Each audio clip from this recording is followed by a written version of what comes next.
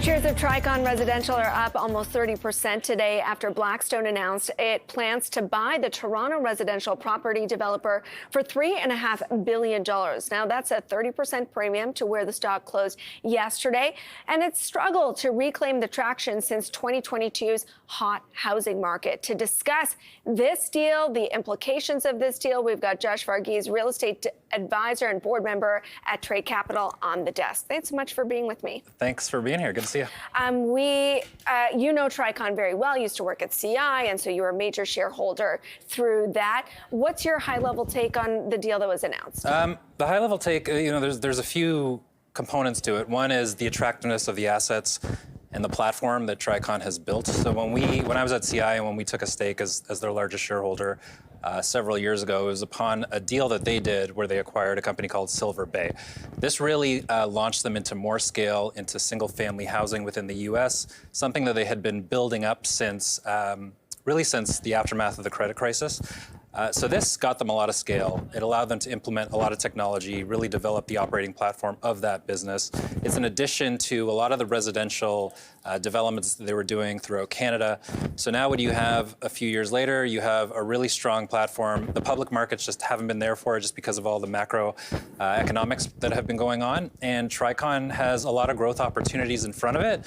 The public markets are probably not the best way for it to access it. So this transaction really made sense from Tricon's perspective and from Blackstone's. And there has been this real divide between public market, how they have been trading, and maybe what you can get in the private markets. And you can kind of see that show up in Tricon's shares. If you take a look at it over the last 5 years, call it, obviously on a one-year basis, the deal looks tremendous. But when you look at it on that 5-year basis, it certainly had moved higher. And I was taking a look at some of the analysts and where they estimate their net asset value to be. One had it around $12.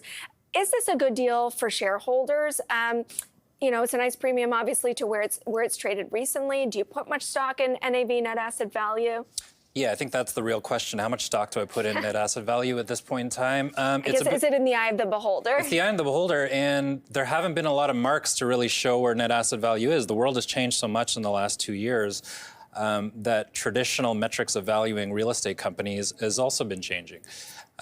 What is the net asset value when interest rates have gone from zero to where they are today?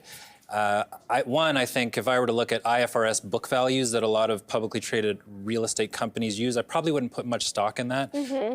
That's a very smoothed out number. It doesn't always incorporate exactly what's going on right now. Analysts have been doing the best job they can to try to figure out what NAV is, but you really don't know what net asset value is until a company, and especially a well-reputed company like Blackstone, comes in and marks that for you. So let's talk about the implications to the sector. Is this for Tricon just kind of a one-off, or are there going to be more deals? I mean, it's nice to see publicly traded real estate become cool again. It's been a while.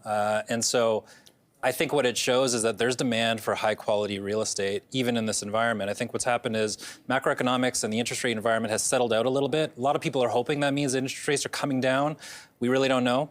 But I think what Blackstone is saying and what some of the private market players are saying is that in this, what could be a new normal environment for interest rates, if we can find the right type of real estate with the right type of growth to it, it's going to be attractive. What is the right type of real estate? The right type of real estate is when, we're in a new economy, and that has changed how we use real estate. So there are certain types of real estate that are less attractive than they used to be. I would look at things like enclosed malls. I would look at things like certain type of offices. Doesn't mean that they're not investable. There's some really attractive ones, and I think there's some good public market players out there.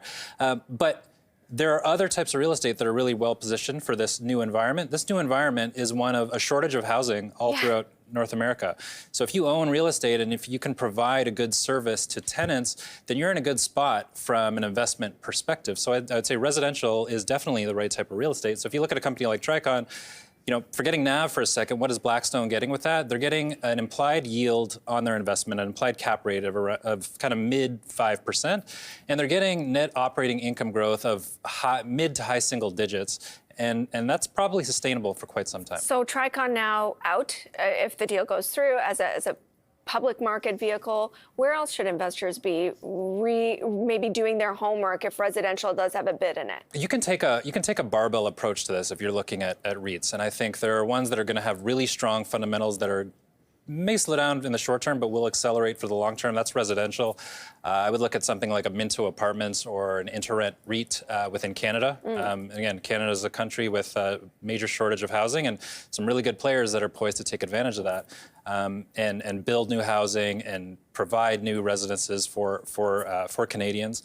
And there's others like industrial real estate. Industrial real estate, look at a company like Granite. Sure, it's probably going to go through a bit of a slowdown because it's coming off a very hot few years.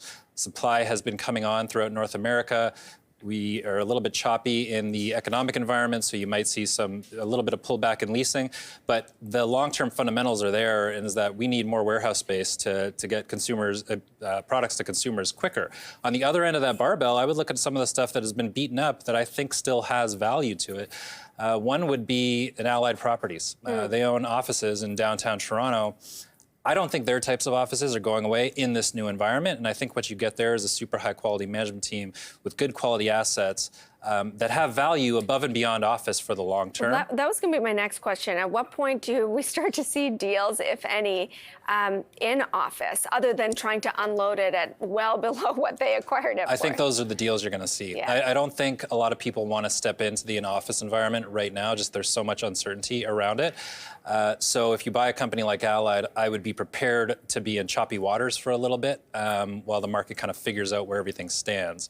But you can kind of look at the playbook of what has happened in the mall landscape. In 2016, everybody was crying the death of the malls, and that was the case for the vast majority of malls out there. But high quality ones are still attracting tenants and will probably still have a place. So I would look at a company like Primaris, which I think, one, they have pretty good assets in the mall space.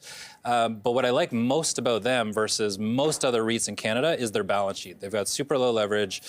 They're one of the few players that are actually going to get free cash flow per unit growth without having to add on leverage to do it. And that's a very conservative way for a good value bet. I mean, I was just looking through all the charts of these names that you mentioned. They're so penalized, no bid, even a little bit of relief, with the markets rallying from those October lows. Didn't seem to matter really to this sector or this space. It seems like you have to be very selective and maybe cross your fingers that a buyer will come along. Yeah, and you have to just be smart about your timing. Like REITs they're a tough thing to trade. It's especially right now with everything so macro driven. If I were running a REIT right now, I would prepare myself for the fact that I may not catch a bid for anytime soon, but I might. If interest rates come down again, then I think a lot of these REITs are really going to benefit. But they may not. And if they stay in place, then I would invest in the REITs that have free cash flow growth and aren't going to rely on the equity markets to get their growth. And I would take a long-term view. Real estate is a long-term asset class. So you can't be trying to trade too much within a given quarter or year. But the Blackstone endorsement, it's not an unknown quantity. Yeah, sorry. It's not an unknown quantity. No. And so that's the thing. thing. One thing that's been demonstrated, and we hear about this all the time. There's, hundreds of billions of dollars of dry powder capital waiting for real estate. Some of it is going to go into distressed opportunities. So they might see the crazy repriced offices that see opportunities from the value side. Blackstone's acquisition of Tricon is really the first major take private we've seen since this interest rate mess that to me endorses the fact that there is going to be demand for, again, the right type of real estate.